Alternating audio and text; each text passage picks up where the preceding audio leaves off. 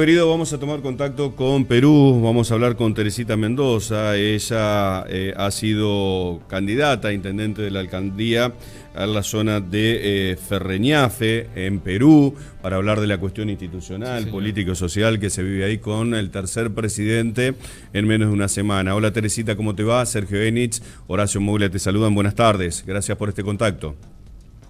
¿Qué tal? Mucho gusto de poder compartir con ustedes estos momentos y saludos fraternos desde Perú.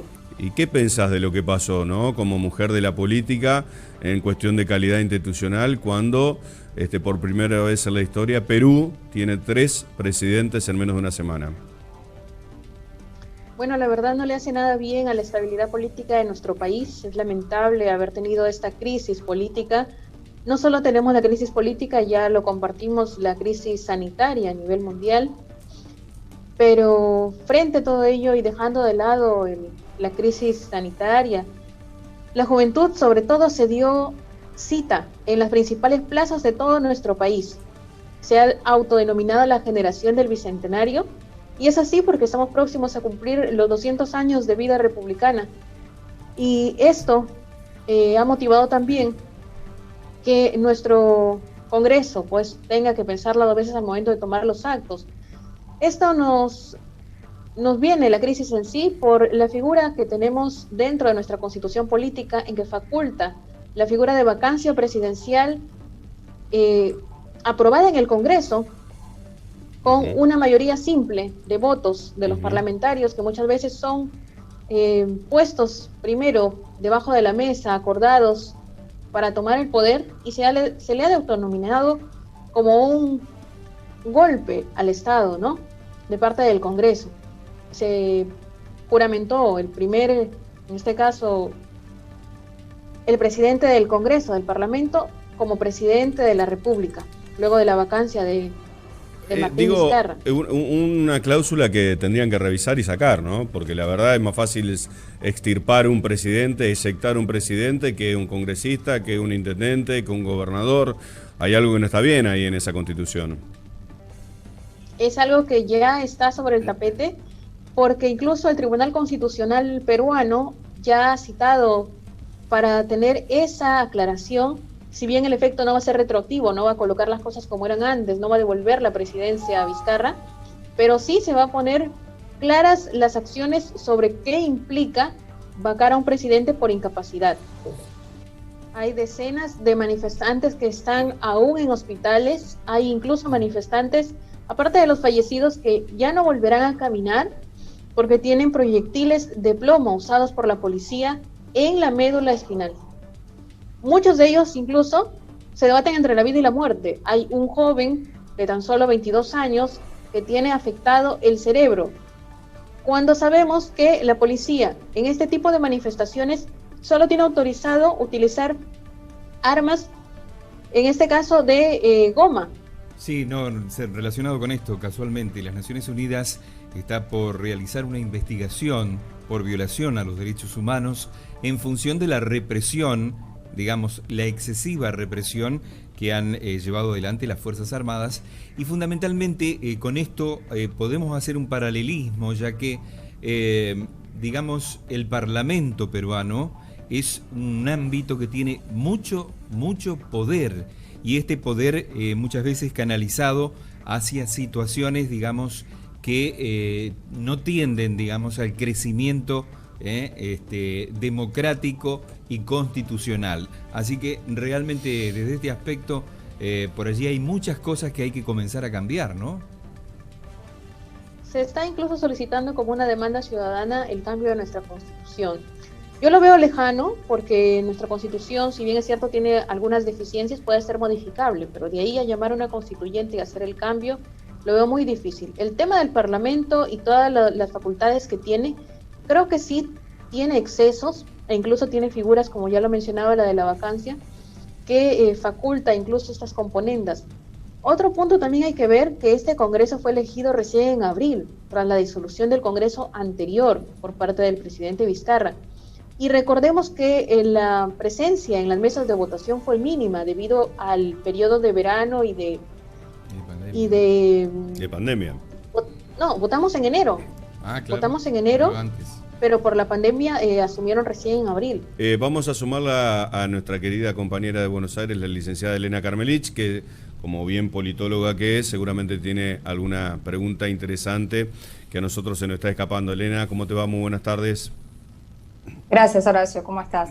Bien, bien. No, le quería consultar a Teresita más allá de las implicancias políticas o lo que dice la Constitución, que si quieren ahora lo podemos retomar. Le quería preguntar cómo está, porque las manifestaciones, las más grandes por lo menos que estamos viendo, son en Lima. Le quería preguntar qué se vive, qué nos puede contar ella, qué se vive en el resto del país, ¿no? En otros lugares más alejados de la capital. ¿Qué es lo que dicen los ciudadanos? ¿Hay este tipo de manifestaciones replicadas en otros lugares del país o solo se centra en Lima?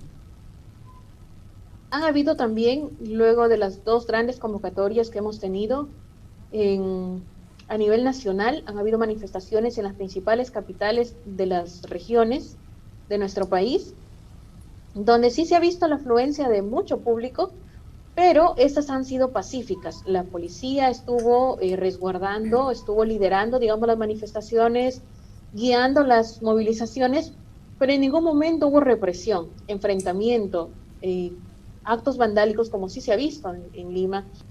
Francisco Sagasti, ¿qué me puedes decir del actual presidente peruano? ¿Calmó los ánimos sociales? Ha resaltado bastante a nivel nacional el currículum que tiene estudios tanto en el Perú como en el extranjero, se nota el conocimiento al momento de hablar, del discurso, incluso hasta un tanto poético, se le ve una persona de consensos, se le ve una persona desde la juramentación que realiza. Él menciona que no tenemos nada que celebrar, él no tiene por qué celebrar esta asunción porque tenemos un país en duelo, un país que sufre, un país que todavía llora a sus muertos y no deja pasar tampoco el ver que seguimos aún en la crisis sanitaria. Sí, más que nada también Acción Popular es el partido que representa a Teresita y en este caso, bueno, sabemos que es un partido fundado en el año 1956 por Fernando Belaúnde Terry, y obviamente tiene una trayectoria política. A mí me gustaría, por allí, en pocas palabras, si quiere, dejarnos una idea de cuáles son los objetivos que se persiguen desde el punto de vista político a través de esta expresión, ¿no?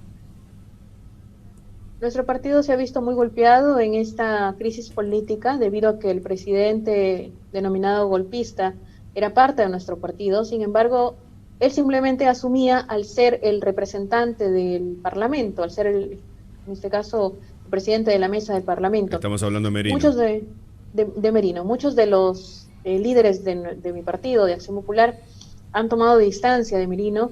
Sin embargo, creo mencionar que esto ha sido una decisión de 105 congresistas quienes votaron por la vacancia. O sea, hablamos casi del 80% del total del Congreso. Entonces, el partido, si bien se ve afectado por esta figura al asumir, yo creo que poco a poco se va a ir dando cuenta el país de cómo han sido realmente los hechos. Sí, preguntarle entonces, también desde lo personal, a Teresita, en el marco del partido, cuáles van a ser sus próximos pasos, ¿no? De cara a estos movimientos políticos y electorales que van a suceder, ¿qué carrera política va a continuar para Teresita? Bueno, dentro de nuestro partido nosotros tenemos ya los precandidatos, hay las internas o las primarias también conocidas, este domingo 29 de noviembre, donde se están presentando más de 23 candidatos a nivel nacional de todos los partidos políticos. Tenemos también presencia a nivel de todo el territorio nacional con los precandidatos. Aquí en mi región, donde son 5 curules, están presentándose 13 precandidatos a las internas dentro del partido. Y dentro de la provincia, en la perspectiva es seguir haciendo trabajo. Ya las elecciones próximas municipales son 2022 y espero seguir presentándome ahí, seguir en la lucha. Yo sigo en el equipo de campaña y esto empieza recién para trabajar en ciudadanía, una ciudadanía más reflexiva que se está viendo, más ya con presencia en la opinión pública, y esto facilita también para que la población esté más alerta de a quiénes elige y para qué los elige. Teresita Mendoza, muchísimas gracias por este contacto, ha sido muy amable. Lo mismo para vos, Elena, gracias por esta incursión, muy amable. Gracias. Chau, chau, un beso grande. Ahí teníamos entonces a Teresita Mendoza, es candidata para la zona peruana, y también a Elena Carmelich, nuestra querida licenciada en Ciencias Políticas, hablando de la calidad institucional, política y social de nuestros hermanos peruanos.